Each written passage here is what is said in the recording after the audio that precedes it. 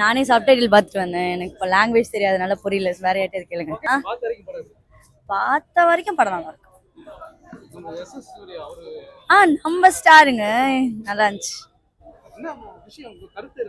ஏங்க நான் தான் தெளிவா சொல்றேன். நானே சப்டைட்டில் பார்த்துட்டு வந்திருக்கேன். நான் படம் ஃபோக்கஸ் பண்ணலங்க, சப்டைட்டில் தான் பார்த்தேன். Yes, language problem.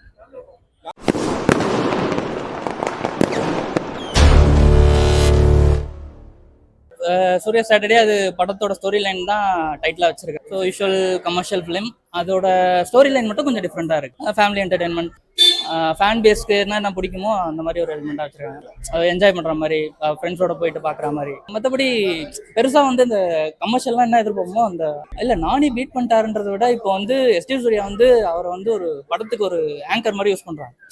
படத்தில் ஒரு grip வேணும், இல்லை அந்த சீனில் வந்து வந்தாருன்னா அவரோட ஆக்டிங் பார்த்து எப்படி வந்து அந்த படத்தில் உட்கார வைக்கிறாங்க அப்படின்றதுக்காகவே இப்போ எல்லாரும் யூஸ் பண்ண ஆரம்பிச்சிட்டாங்க. பட் இதையே வந்து கண்டினியூ பண்ணாங்கன்னா அவரோட இதுவே வந்து அது போர் அடிக்கிற மாதிரி போகாமல் இருந்துட்டா சரி.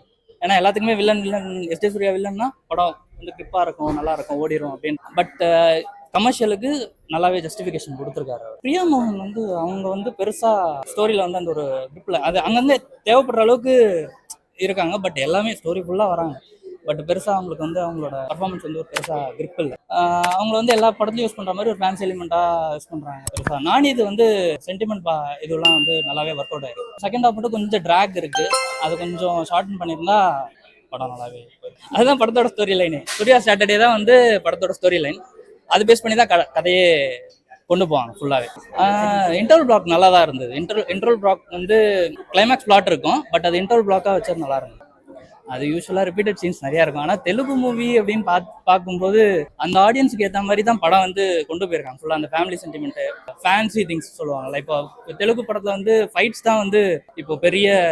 ஸோ அந்த ஃபைட்ஸ்லாம் எப்படி கொண்டு வந்திருக்காங்க, படத்தோட வெயிட்டேஜ் எப்படி இருக்குது, அதெல்லாம் வந்து full and full Telugu based film தான். பட் தமிழில் டப் பண்ணதுனால எஸ்ஜே சூர்யா இருக்கிறதுனால கொஞ்சம் தமிழில் ரீச் ஆகும். மூவி அந்த லாங்குவேஜில் தான் பார்ப்பேன், வருவேன். கன்னடா படம்னா கன்னடாவில் தான் பார்ப்பேங்க, மலையாள படம்னா மலையாளத்தில் பார்ப்பேன், ஹிந்தி, ஏன்னா எல்லா லாங்குவேஜும் தெரியுங்க.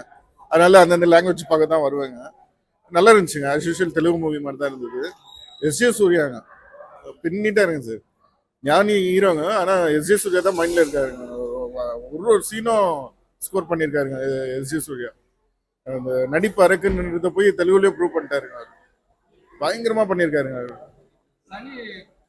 அது சாட்டர்டேஸ்ல மட்டும் ஃபைட் பண்ற மாதிரி அதெல்லாம் ஓகேங்க.